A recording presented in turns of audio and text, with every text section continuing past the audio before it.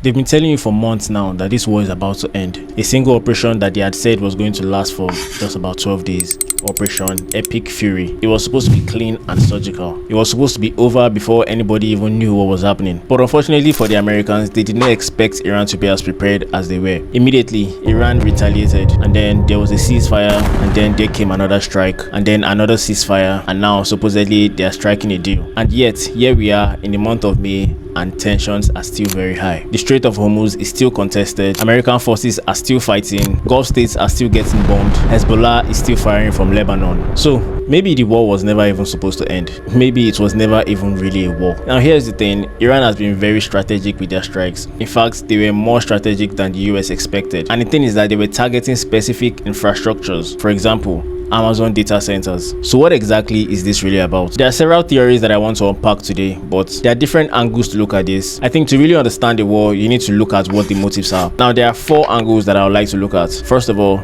let's start with Israel. The first reason that people give is pretty straightforward. Israel has been worried about nuclear weapons for a long time. For decades, honestly. Israel basically told the United States that, look, if you don't take out Iran's nuclear program, we are going to do it ourselves. And we might just use our own nuclear weapons to do it. But everyone in intelligence around the world knows that they do. So when they put that on the table, the US had a choice to make. It's either they allow Israel start a nuclear war in the Middle East, or they step in first and just do it with conventional weapons. So according to this theory, the US stepped in not because they wanted a war, but because they were trying to prevent something even worse. So does that make sense? But here's the thing, even if that's true, it doesn't really explain why the war kept on going even after the nuclear weapons were hit. So there probably has to be more to it, right? Well, that's where the second theory comes in. The second theory is about China. Now here's the fact that most people don't really know. About 90% of Iran's oil goes to one country, China, and almost all of it passes through the Strait of Hormuz between Iran and Oman. It's only about 21 miles wide at its narrowest point. About a fifth of all the oil in the world passes through that Strait of Hormuz. So whoever controls that strait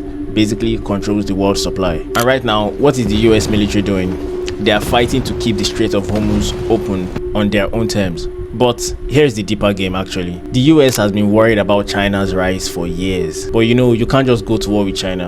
They're way too big, way too rich, and of course way too connected with everyone globally. But you can squeeze them and hurt their economy sideways. You can mess with their oil supply. You can make their energy more expensive and more uncertain. You can force them to buy oil from countries that play nice with the United States. And keep in mind, all of those deals are done in the United States dollars. Now that is very important, because as long as oil is bought and sold in dollars, the dollar will likely stay the world's most important currency. And as long as the dollar is king, the United States stays on top. Iran was one of the few countries selling oil outside America's dollar system. They were literally selling in Chinese yuan, in gold, or even in trade by barter deals. So maybe attacking Iran wasn't just about attacking Iran. Maybe it was just about closing the back door that China was using to get cheap crude oil. By the way, Russia has quietly been helping Iran as well. Not because they love Iran, but because Russia and China both know what's really at stake. Now, reason number 3. Maybe this war is just about money. Now, there's another angle, which is the fact that war is big business. Okay, wait. I know that sounds very uncomfortable to say, but it is the truth. Have you ever wondered who makes money when there's war? I'll tell you.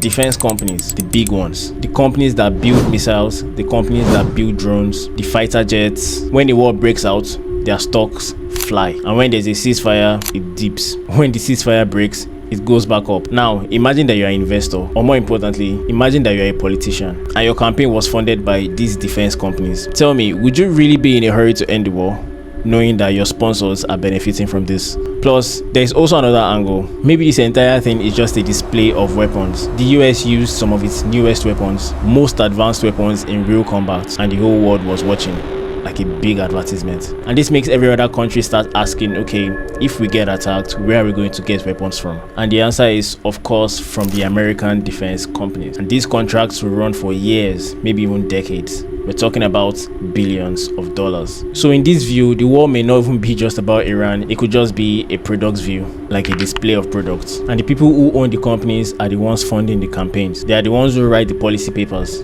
They win whether or not the war ends today or drags for years. They are still going to cash out. Okay, that's a lot to take in. But there's one more reason that I'm looking at, and this one is a little bit bigger. Over the last decade, 3 things have been happening all around the world at the same time. Number 1, AI. AI is being built into governments and militaries. Surveillance, target identification, monitoring, all of this is becoming AI powered every day. Number 2, money is going digital. Governments are seriously working on what is called programmable money, where every dollar you spend can be tracked. It can be taxed, can be restricted, or even cancelled by whosoever is in charge. Number 3, digital identity. Slowly, all of your information, your face, fingerprints, medical records, banking, traveling, everything is getting linked into one profile. Now think about that for a second. AI is watching you, and then there is money that can be turned off and on. And then you have an identity that you cannot hide. Listen guys, this isn't conspiracy. This is something that is slowly happening everywhere. Honestly, you can read about it. Look at reports from the IMF, the World Economic Forum, and most major banks. They actually publish it openly. They just don't connect the dots for you. But for that whole system to work, you need physical things. You need data centers. You need power grids. You need internet cables. Places where digital world plugs into the real world. Now remember earlier when I said that Iran was attacking data centers?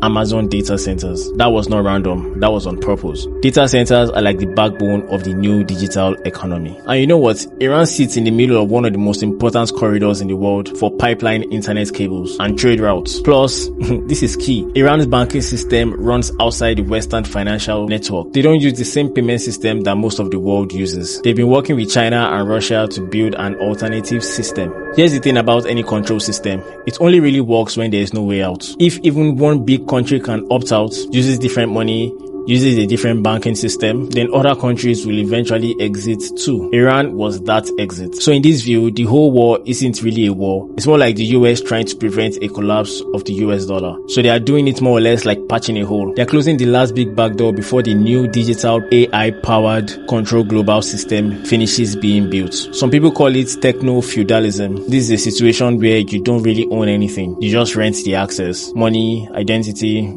even your job, all running through one big system that someone else controls. This is a lot of stuff to unpack, but hold on, we're almost done. So we just covered 4 big reasons. Israel pushing the US to act, the chokehold on China's oil, the defense industries trying to make money, and the building of a global digital control system. So which of them is true? Here's my honest answer. Probably all of them. That's how the real world works. It's usually never just one reason. Mostly because there are different players involved and they all have different goals. Israel wants Iran's nuclear program gone. The China strategist wants America's grip on oil tightened. The defense companies want more weapons sold. And in the tech and finance, they want a digital controlled system. But at the middle of all this is Iran. Iran may be confused sometimes, but they don't really understand that this war may not even entirely be just about them. It's way bigger than them actually. So they are more or less like the last piece of the puzzle. So here's what I want to say to wrap up everything. I'm not asking you to believe what I'm saying in this video. Remember, these are all just theories. So what do you guys think? Do you think all of this is actually true? Or do you think some theories are more true than others?